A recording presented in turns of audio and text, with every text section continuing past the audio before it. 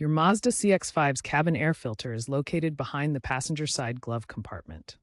This filter traps dust, pollen, allergens, and odors to improve air quality inside the car. Replace the filter every 15,000 to 25,000 miles, or 12 to 24 months, depending on driving conditions.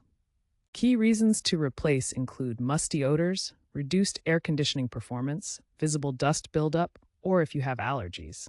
A clogged filter reduces airflow, strains the blower motor, and can decrease fuel efficiency by 5 to 10%.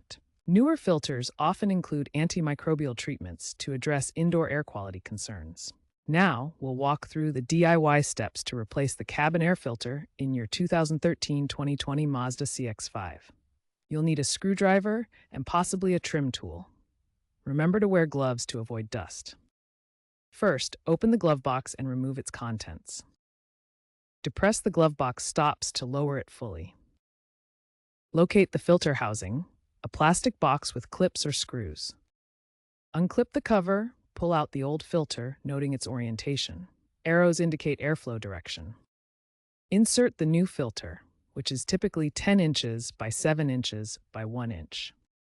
Reassemble the components and test the AC system. Filters cost between $10 and $30. Consider carbon-infused filters for better odor removal. Online tutorials are widely available if you need more visual guidance.